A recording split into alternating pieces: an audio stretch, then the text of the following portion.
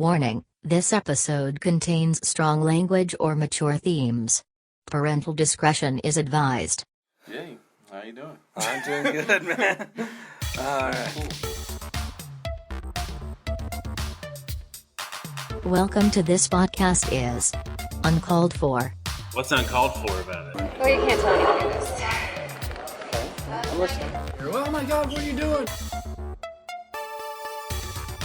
Don't be ashamed to be a supporter of Barack Obama for the next 2 years or for the rest of your lives, because you should be proud of what you've done. I worship Cthulhu just for the free beer. But you didn't even give him a chance for a wild card spot. Well, the name of this podcast is Stuff Uncalled For? This podcast is Uncalled For. Podcast, alright. Yeah, that was the most ridiculous ending to that game that I've ever seen. Oh my gosh, I gotta hurry up. Oh my gosh, I gotta hurry up. Oh my gosh, I gotta hurry up. We're looking at each other in the eye. We're not going to say anything derogatory to the other person. And, of course, neither of us is drunk. Another thing that differentiates Mormonism from Catholicism is I don't hear Pope Francis saying that he's a prophet, seer, and revelator. See, this is a disgrace. Hey, we're getting somewhere. And now, your host for this podcast, Mike Chernefsky. Fuji! Welcome to the podcast. Welcome to the end of season 2 of this podcast, Uncalled For. Really looking forward to season 3, which will include the recordings from our live show during the 2020 Kansas City Fringe Festival. Really looking forward to that, and keep an eye on our RSS feed for more information as it becomes available. And I might try to do a little mini series in our preparation for Fringe and everything, so probably keep an eye out for that. We shall see. But today we are going to, as we ended season 1, and we already kind of touched on with our last live stream, some stories that would otherwise never be told. So it starts with, as Chris Berman put it during the trip that originated this story, this is the Cleveland Browns portion of our show. So in 1999, I go to Canton, Ohio for the Pro Football Hall of Fame induction ceremony. Later went to the game 2 days later, hence the Jerry Jones going back to testing a golf cart story. So in the days in between the game and the ceremony, my father and I stayed in Pittsburgh. Which is to say, I could never be able to navigate around myself, but my father is from there, and I still have relatives living there. And I had my first camera with me, which, for those of you who don't know me, my first camera was a very bulky VHS camera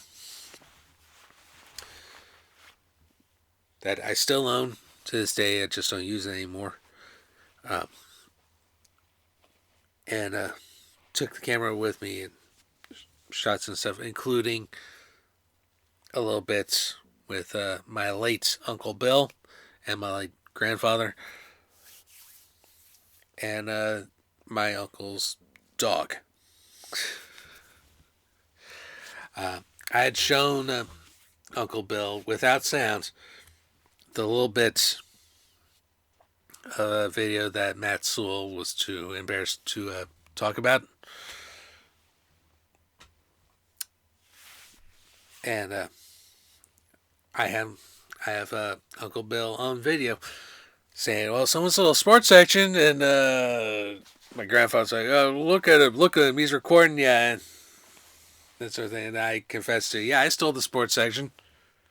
You have the what? I have the sports section.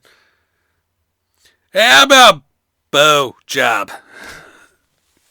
That's how I'm going to censor that particular phrase from now on. Thank you, Silpata Designs, for that. So, how about bow job?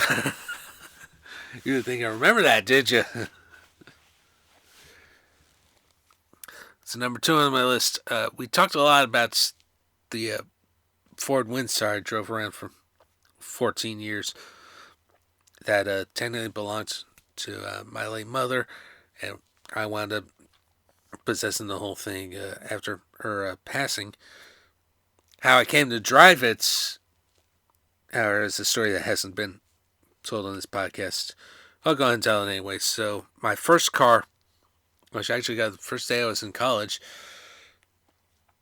was a 1983-84 Toyota Corolla, which I managed to get into an accident outside of a KFC a couple months into it. And drove that car pretty much throughout college until September 11th, 2002. This is 1 year after those airplanes were flown into the World Trade Center and the Pentagon. And I was still a UMKC student at this point. I had a part-time job working for a floor cleaning crew that was Mormon-owned. So I was still Mormon at this point, too. And over that summer, it showed signs that it was getting ready to die on me. And my father's mechanic did nothing to fix it, which is why I don't go to that mechanic.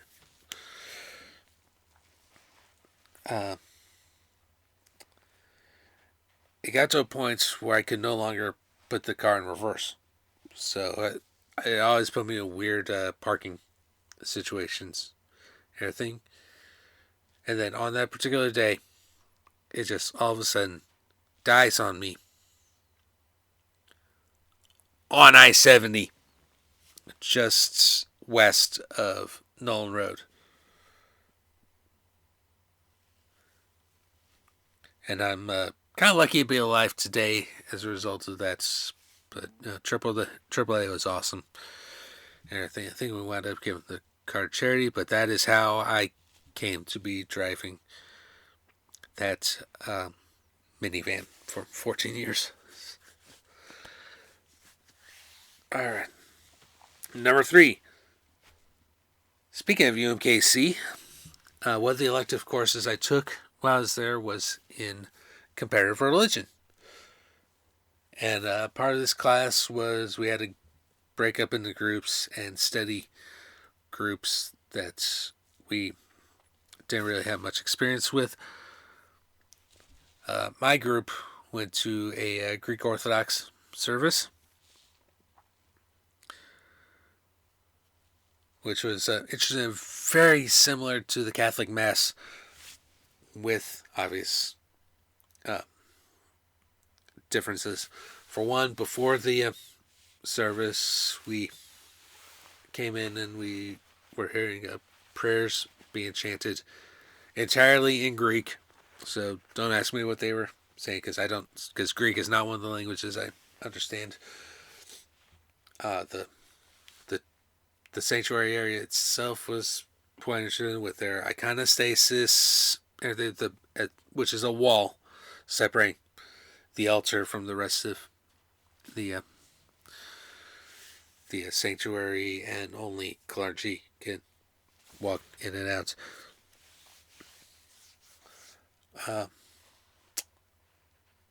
The service itself was actually sung. Again, a departure from my Catholic experience.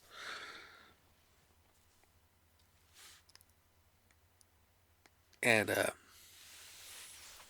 very, very interesting stuff, which made for a very interesting presentation. There was another group that did Mormonism, and I talked with him about my experience afterwards. But the presentation I was most looking forward to was one of the groups did Scientology. Yes, we do have Scientology here in Kansas City. And their presentation was find the floor. Have the floor say hello to you. And then you say okay to it. Find the sun. Say hello to the sun. And it says okay to you. That sort of thing. I thought it was the most fucking retarded thing I had ever experienced. And this was long before South Park made, I think, their best episode ever, which happens to be their Scientology episode. So if I get declared a suppressive person by the Church of Scientology because of this, have at it, Hoss.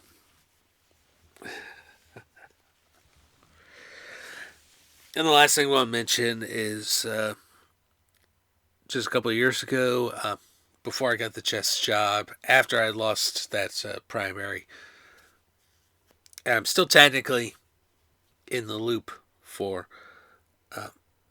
but this is the only time I actually did it, was during MedMaricon 2 in August of 2016, doing demo work for Fantasy Flight Games, itself now a subsidiary of Asmodee. One day we got a request from this kid to have us display his entire Star Wars X-Wing collection. He comes in one day, it's just an entire table. He lays all his stuff out. It's huge. It's that huge. And some of the miniatures are actually that huge, particularly the larger ships in the Star Wars universe, that you would need a single table to hold it all. It was pretty impressive, everything. And over another part of the gaming area, someone had, I think this was the same day too, someone had set up a trench so they could do a trench run like in the first Star Wars movie. So that was pretty cool and everything. Well, flash forwards to January 2020. We're teaching the chess merit badge at the chess club, and one of the scouts kind of recognizes me and everything, and we're talking a little bit. I find out he's the same kid who brought his X-Wing collection all those few years ago. So I thought that is pretty darn cool. Yeah. So, hey, guess what? That's going to do it for this edition of the podcast, and that's going to do it for Season 2 of the podcast. We look forward to seeing you in Season 3. So thank you so much for your time. Thank you for your support. See you in Season 3. If you're in the Kansas City area, I will see you at Fringe.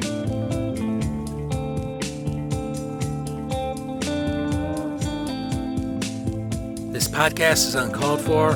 It's hosted, produced, and edited by myself, Mike Chernevsky. Opening music is Fantasia Fantasia by Kevin MacLeod and Incompetech.com, licensed under Creative Commons by Attribution 4.0 license.